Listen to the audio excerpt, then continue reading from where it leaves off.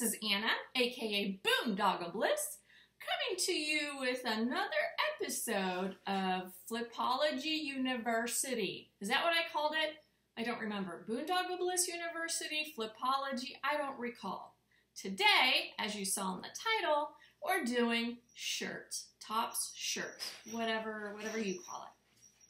In between Gigi terrorizing me in the other room, I'm hoping to bring to you everything you ever needed to know about the construction of a shirt. So we're going to talk about the main body of the shirt, which is the bodice. We're going to talk about different collars. We're going to talk about different necklines. We're going to talk about different sleeves and cuffs and pretty much everything and anything about a shirt so that you feel very equipped when you're describing your shirts on Poshmark, eBay, wherever you're selling. You feel very comfortable having the basic things down. So that's what we're gonna do today. I hope you're ready for it. Let's do it. So initially when I thought I'm gonna do an episode on shirts, I thought, well, that should be probably the easiest one. Let me get that one out of the way, right? No, I think this is gonna be the longest one. So I get all my information from infographics that are available on Pinterest, as well as a variety of books. I'm going to make sure that I cite all the books that I'm using for this video.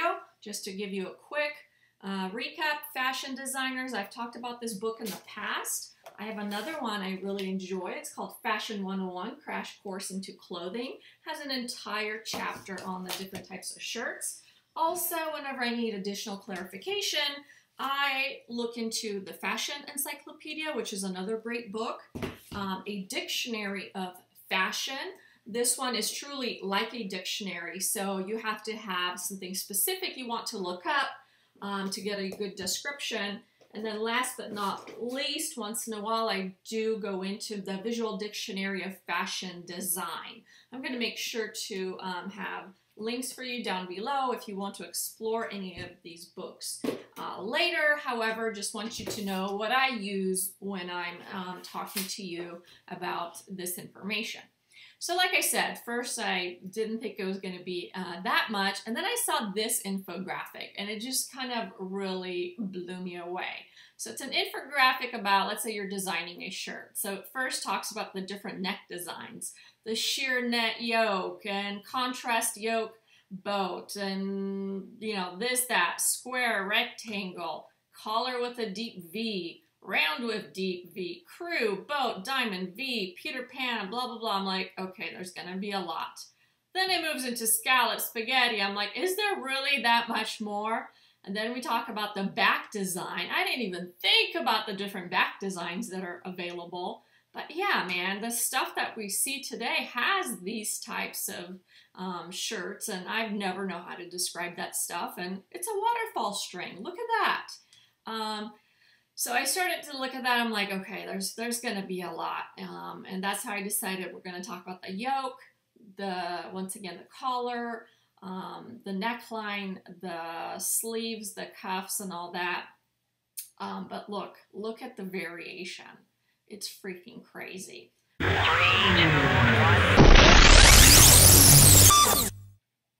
Now we're getting into a lot more than you probably need, so I'm going to skip some stuff over because it really does not pertain. I don't think we're going to go that deep, but just wanted to make sure all the basic definitions of bodice are defined. So this being the most basic design of a shirt, and that's just a straight bodice. Then we have the empire bodice, and you're familiar with that. There's a lot of styles currently with the empire waist. And then these two I would never even use to describe, but they exist. Semi-adjusted bodice, adjusted bodice, ascending point bodice, descending. You can use that to describe it. I don't. I do use bloused bodice just because of the shirts that come in that are really gathered, and I love those shirts because you can have like a muffin top or you can be bloated, and this type of shirt is perfect for those days because it hides your tummy. And then we have a gathered bodice, the difference between the two being here at the top near the yoke. Okay, Then we have a princess bodice. So anything that has really the structure that comes in and out and is well structured is a princess bodice. Then you have the asymmetrical adjusted bodice, you know, the double breast. That's not a style that's in, but just so you know, that's what it is. And then just the bodice itself. Long time ago, all the princesses that had their tops and their, you know, their nice structured bodice that sucked in them all the way down. I think that's where it comes from. I read from one of my fashion books that that name comes from those times. Anyway, then you have a strapless top, aka tube top. I think those are interchangeable these days, strapless, tube. Then we have a straight button bodice, asymmetrical adjusted bodice, and the yoke bodice. So the yoke, often we don't know what to call that, that top section. That's called the yoke. It's very similar with jeans when you have a really big yoke. Same thing here. And sometimes that's sheer. So I remember someone was asking, well, what do you call that sheer panel on top? That's sheer, it has a different fabric than the bottom. The bottom is a cotton bodice and the yoke, you know, is semi-sheer, whatever. So you can use those words. We have a pleated bodice, just like pleated, you know, it's an easy one, just like pleated skirts and dresses. Wrap over top, some people call it faux wrap. If it doesn't actually wrap all the way, but just drapes down in front, faux wrap. Sun top, strapped camisole, spaghetti straps also, right? Draped bodice. Then we have the flounce bodice, and then the flounce wrap over bodice. So a lot of popular style with ruffles and flounce designs happening right now in what's selling and what's popular. Then I have this visual that I think many new sellers have. It's a very popular one, but it goes over the basic shirt style. So we have the princess vest and we have the blouse. Blouse being anything that's a little more formal than a t-shirt. I think we use that very frequently. That's a style that's also available on eBay. Then we have a basic shirt, which on all the definitions, Mercari, Poshmark, eBay, it's a button down or button up. I forget what it's called. Then we have a western, and western is any shirt that has the yoke styled that way. Let me make this bigger in the front. Then you have anything with a military. Anything with a military will have that structured shoulder as well. Pin tuck, tuxedo, anything with that bib design here, that's a tuxedo shirt. Ruffle front, we went over. Cossack, not very frequent these days. Smocked shirt, so that's anything that's smaller on top and then just kind of goes out like a tent. That's a smock shirt. Peplum, my favorite type of shirt. Anything that nicely goes in at the waist and goes out, that defines the waist. I think it's the most flattering shirt design. So whenever you have anything that comes at the waist, make sure you're using that keyword, peplum. People search for peplum shirts. Then we have the gypsy shirt. Very common, does not have the structure of having the sleeve. So you can't measure from shoulder to shoulder because there's no definition with that. So it's just the neckline defines the shirt pretty much. And sometimes it has puff sleeves, sometimes it has sleeves all the way, sometimes it has angel sleeves, but that is a gypsy style shirt. Also very, I think frequently used synonymous with peasant top. Although peasant has a little different structure, I find gypsy and peasant to be frequently used for the kind of a similar design. Then you have a sailor shirt, a tunic, and a tunic for us these days is pretty much anything that is longer, kind of to your butt, past your butt, anything with a longer silhouette, that is a tunic. However, don't forget this type of upfront design also makes a shirt be called tunic. Then we have your polo shirt, basic polo shirt, short sleeve button and a collar. A Henley top, a lot of Henley t-shirts. A lot of very light knit short sleeve t-shirts with a few little buttons. That's a Henley top. Obviously turtlenecks, sweatshirts, sweater jumper. We're not going to go into sweaters and sweatshirts and turtleneck. I'll do a separate episode on kind of winter wear, winter tops. So we'll do that later. 3, 2, 1. I personally believe the neckline really defines the shirt, and oftentimes the names of the shirts are because of the neckline. So let's see, here we have a boat neck top, and I'm going to try to make these big so that you guys can see them clearly as I talk about them. Boat neck, cowl neck.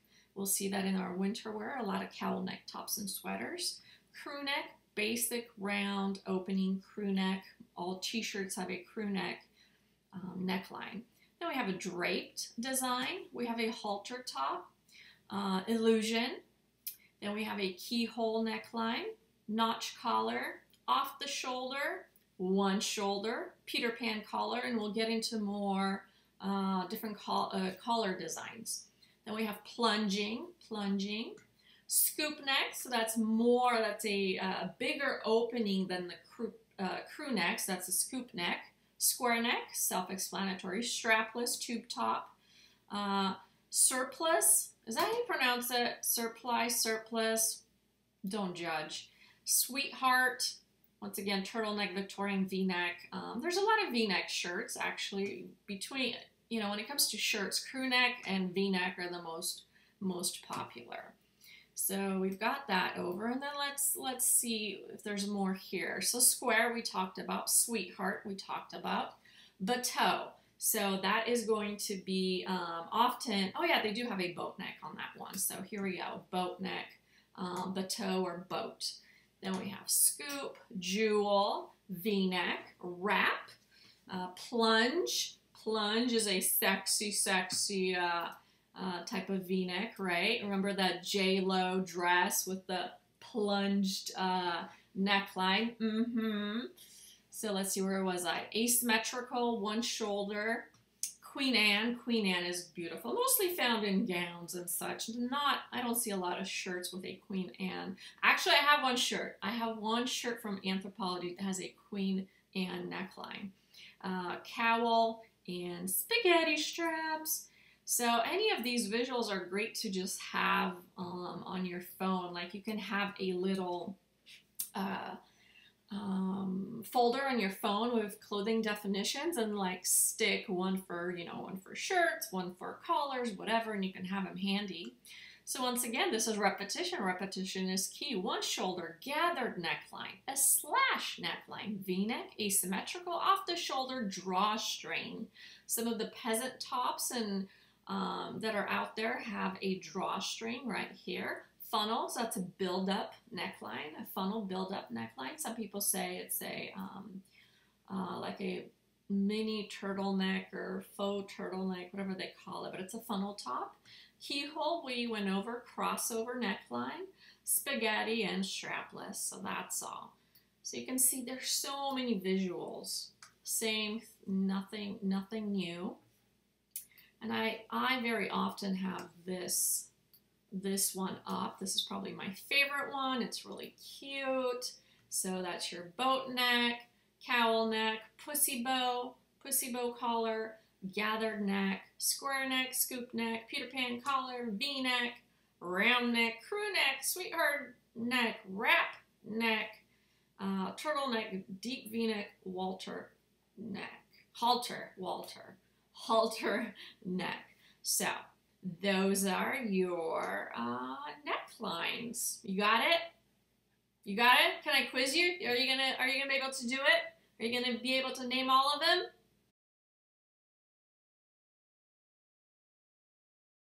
Okay, let's talk collars.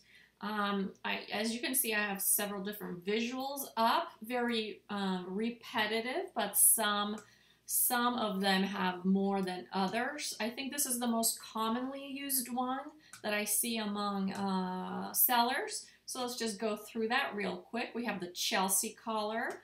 As you can see, there's another visual right here and right here. and right here. So Chelsea, often seen on the sailor type shirts.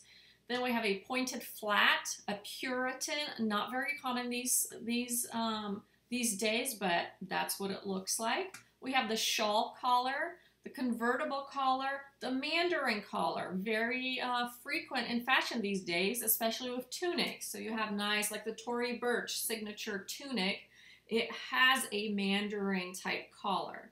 Then we have the ruffle collar, the jabbet, and I know that the jabbet gets often mistaken with the cascade.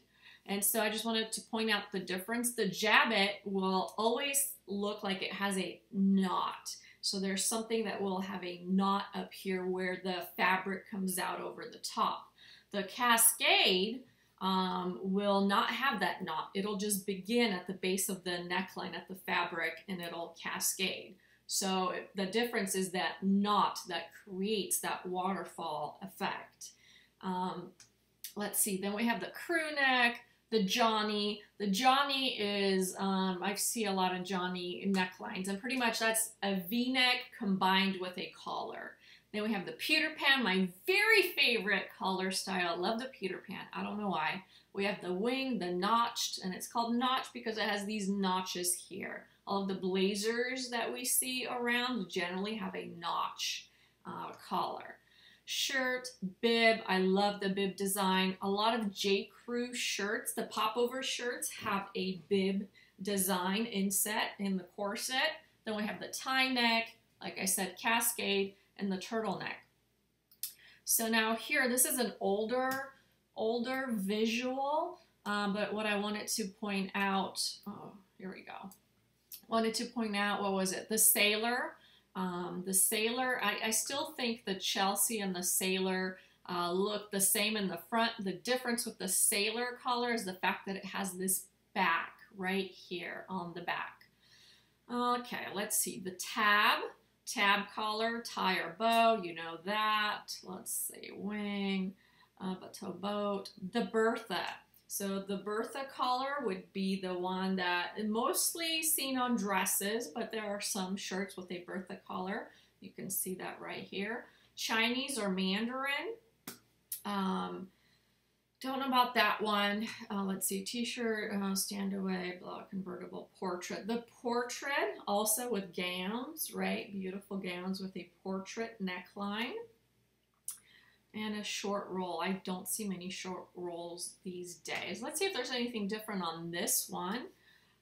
Chelsea shawl, pointed, flat, Peter Pan Puritan, convertible, notched, wing, tuxedo shirt, turtleneck, ruffle, mandarin, jabbet, and a tie neck. So nothing new here. Let's see. That's that. So those are your necklines. Those are your, oh, here's the funnel. We talked about the funnel before, but these are your, I'm sorry, these are your collars, not your necklines. These are the different types of collars. 3, 2, 1. Okay, let's look at some sleeves. So there's many, once again, visuals out there. I really like using this one. I think it's pretty, and it has all of the most current kind of styles of shirts that we see being sold today. So let me go through that, and then we'll go through the other ones and see if there's any new ones on here that we haven't covered. So a very popular shirt is a bat wing shirt. Here's a bell. Here are bishop sleeves, and what you can tell about that is kind of they're fluffy, and then they cuff tightly at the wrist. So those are the bishop sleeves. Just basic cuffed sleeves. Then we have straight cap, just your basic t-shirt type. We have diagonal cap. Those are the ones that are not a full cap. We have the dolman sleeve, and you can see the difference between the bat wing and the dolman. The dolman has more definition, so it still has a sleeve, but generally at the elbow, it'll open up. Oh yeah, look at my wings.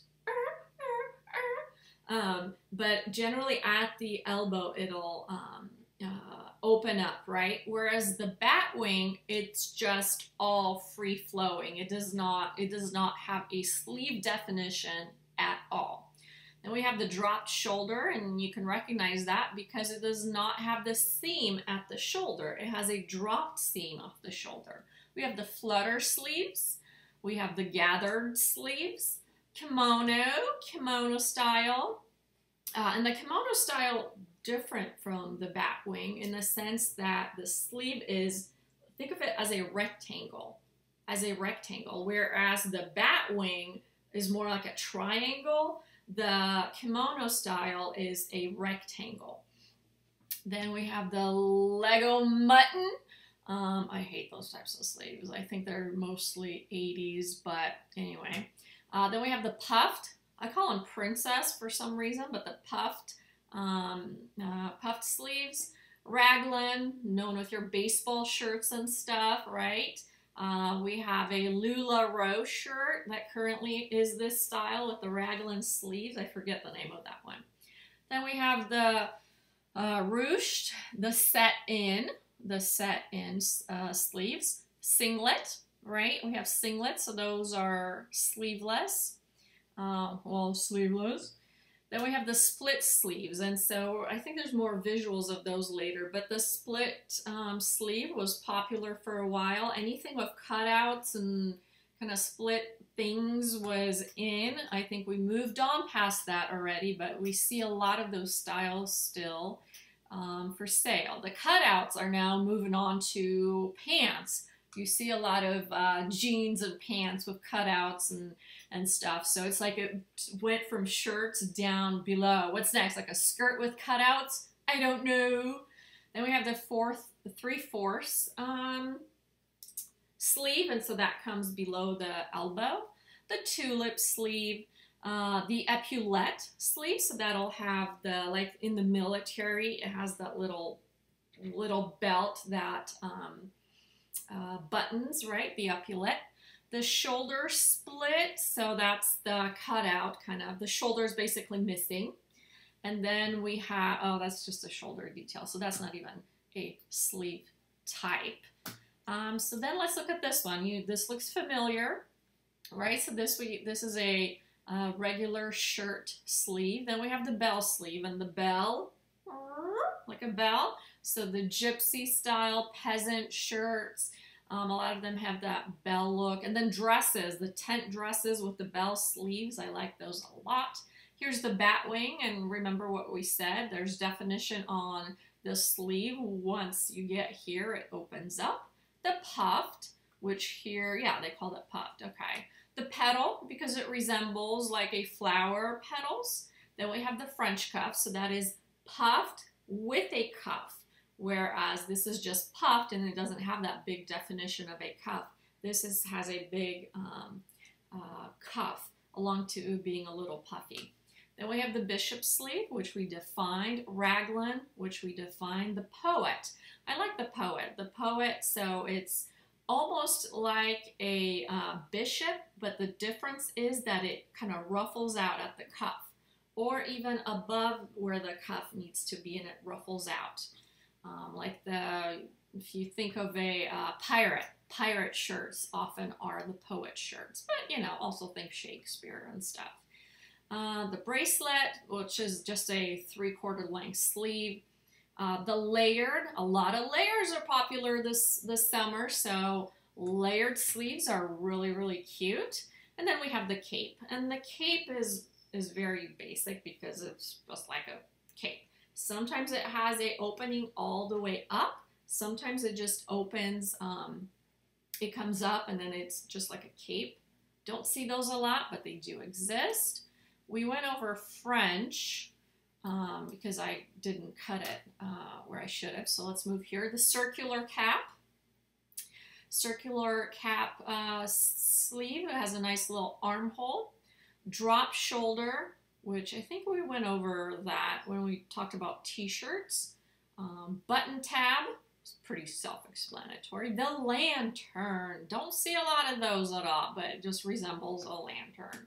The roll-up sleeve, the cowl sleeve, I see a lot of those still, a lot of cowl sleeves.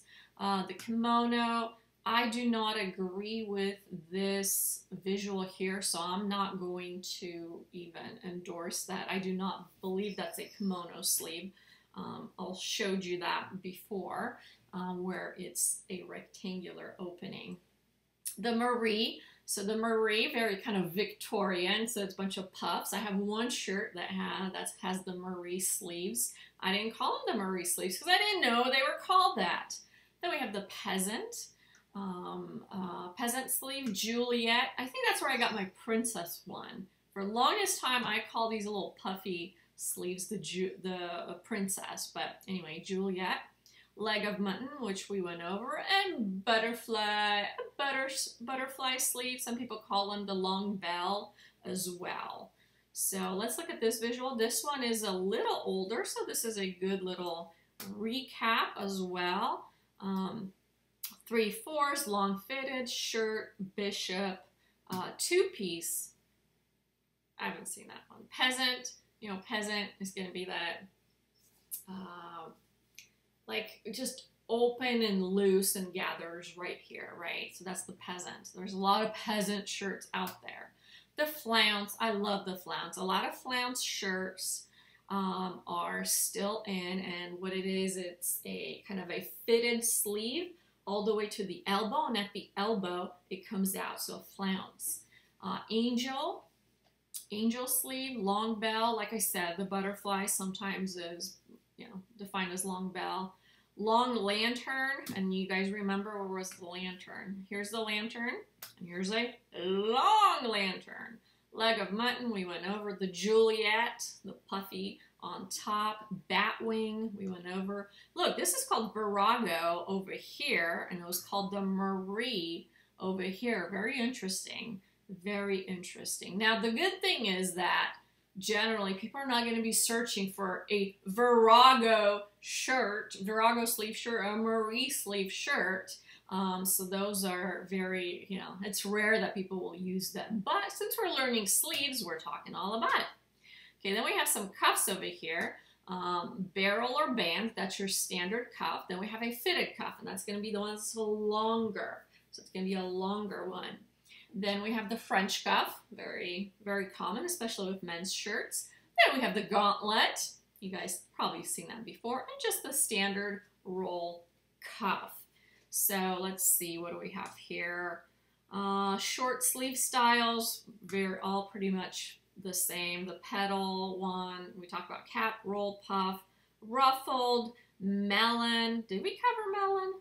No, once again, not probably very popular. The cape, we covered the cape, the bell, the lantern, and then the draped sleeve. I think the draped sleeve is pretty nice.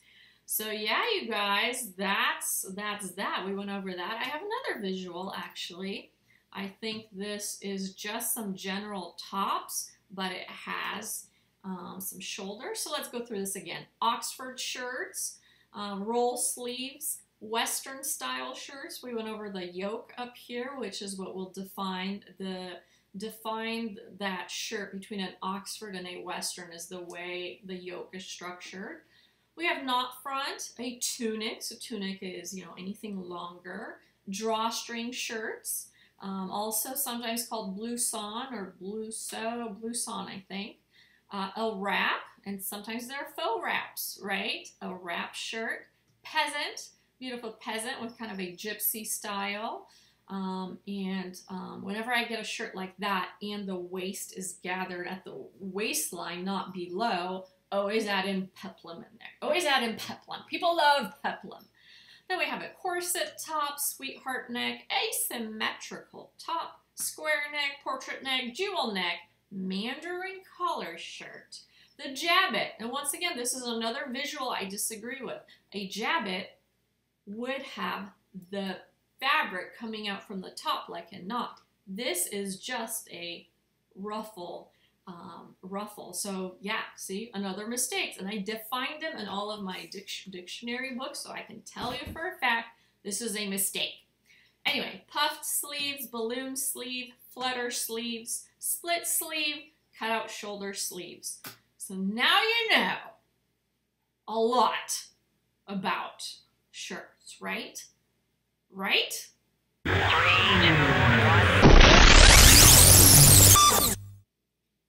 now let's look on eBay in the growth tab of your seller hub. And then there they have the sourcing guide for us. First and foremost, you can see the demand on tops. There is a seasonality, as you can see here, that they've experienced, and this is a 5-year average. So just keep that in mind. I always look at that. Obviously, it's going to be different for everyone, but this is an average. So when you come in and look at the tops and the blouses, over here it breaks information down by brand, style, sleeve style, material, and occasion. And what it shows you is your top 10 top brands by opportunity score. For all of you experienced eBayers, you probably know this. For any youngins, this score pretty much represents how quickly eBay thinks these items will sell based on sales, current inventory, and their predicted demand. So they believe a Lauren by Ralph Lauren has a 81 growth opportunity score. That's really good. So that means whatever Lauren or you have out there, just make sure you're listing it. LuLaRoe being number 2nd. Eileen Fisher continues to be strong in many categories. Torrid is number 4. Flax is number 5. I remember I talked about flax. J. Jill. Soft Surroundings, a Lucky Brand, still continues to be strong. Catherine's and Johnny Was made the list. Johnny Was made the list. Johnny Was is my favorite brand. So that's pretty exciting, but these are your opportunities. So as you're sourcing, just know that these brands are what eBay thinks will have a better time at selling. Let's look at styles. So they have the tunic tops still in the number 1 position. Knit tops, blouse, button-down shirts, tank camis. Oh, peplum dropped down. Too bad. I still love it. Peplum, polo shirts, western, embroidered, and peasant. This has me kind of baffled a little bit. Maybe perhaps the inventory is just really huge or something, but embroidery continues to sell really well. So either this is a, misused style. It's not, maybe if you have an embroidered tunic, you're probably putting down tunic. So keep stuff like that in mind. But those are the styles. Sleeve style opportunities. Let's see. 3/4 sleeves, short sleeves, sleeveless, long sleeve. Yeah, this, obviously it's summer. But let's see. Cap sleeve, bat wing, spaghetti straps, kimono, strapless, button cuff. I don't think that means too much to me right now. Fabrics. Linen. So I think last time I checked it was cotton, linen, silk. So linen has jumped up. Linen, cotton, silk, cotton blend, polyester, rayon, acetate lace, linen blend, silk blend. So you want to, if you have something in your hand and one is a kind of some rayon thing and the other one is 100% linen, pick up the linen. Pick up the linen. Now let's look at occasions, casual, and career. Those are your top 2 categories, right? Evening, occasion, summer, beach, club wear, dressy, party, every day. I think casual is it's like a lot of people either use casual or career. It's like, doesn't feel like there's a lot in between. I think that those are the most commonly used. And so then what you can do, once you've looked at that, you can go and look at different brands and see how they're doing, what their opportunity scores are. So don't forget this little feature you have within the seller hub on eBay.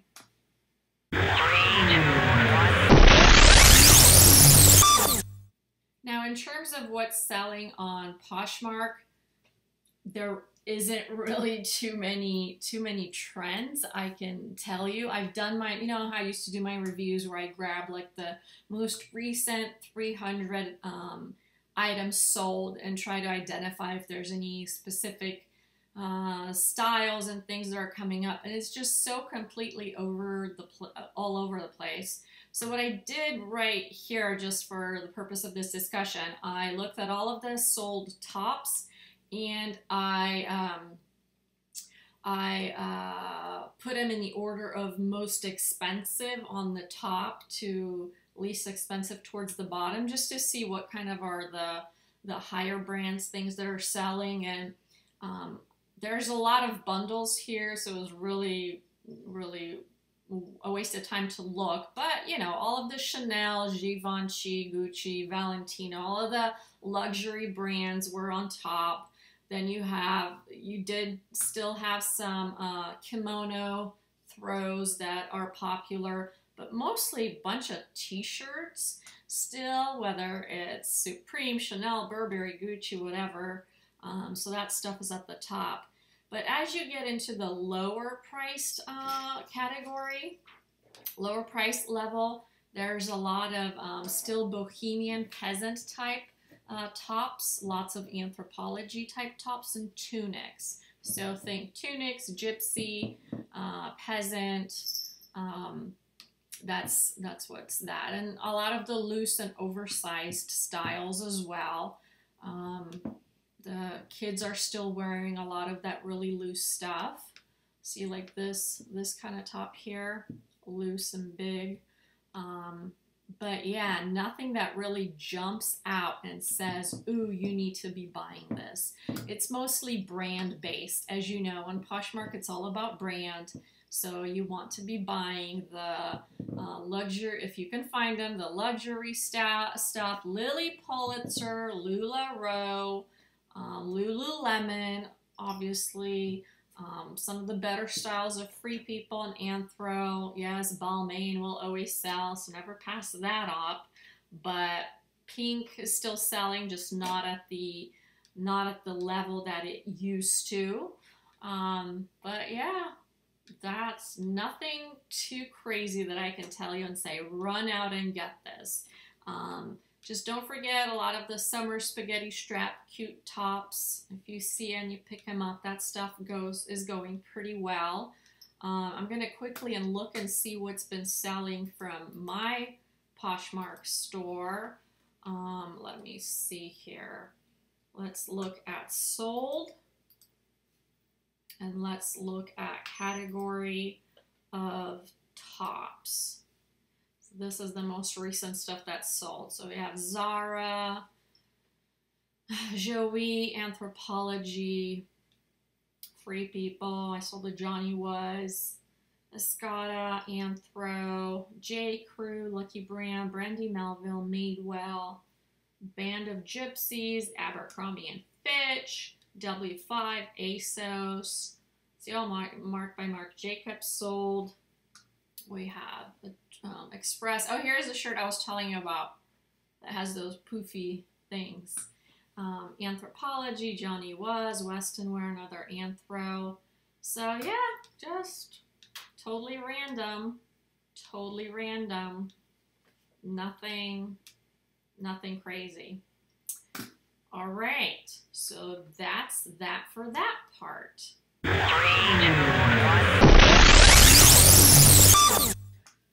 When selling a shirt, a women's shirt, what are the most necessary measurements? That's what I'm going to go over right now. And this is pretty much all across. But women are going to want to know the length. So you're going to measure the length from the top of the shoulder where it meets the neckline all the way down to the bottom. If it's a high-low shirt, meaning there's a difference in length between the front and the back, you want to point that out as well.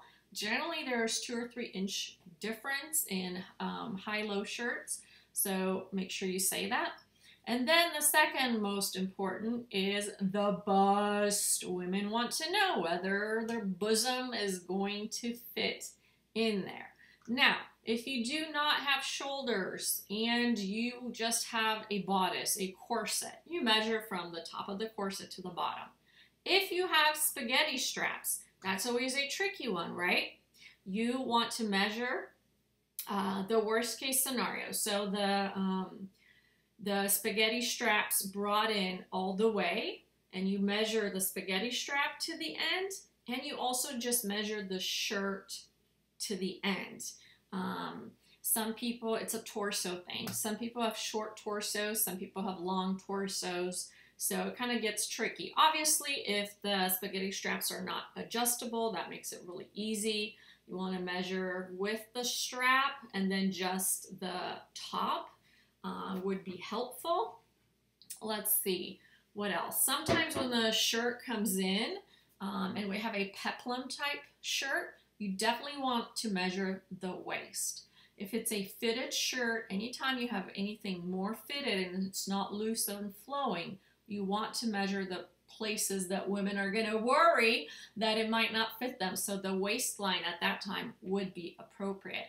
And then in your comments, if there's a question about sleeves, you can say, you know, the length of the sleeves. Generally, that does not come up because stylistically, people can see it in the picture itself what the length of the sleeves are. But for example, on eBay, it is something that you do. There's a drop-down menu for sleeve length. And although it doesn't have, you know, the measurement, it has the style defined. So you want to input that. So once again, length, bust, and if necessary, waist. So that's that. Sometimes they'll ask for shoulders, but once again, that's only with very structured pieces. But the ones I just mentioned are the most common measurements. 3, 2, 1.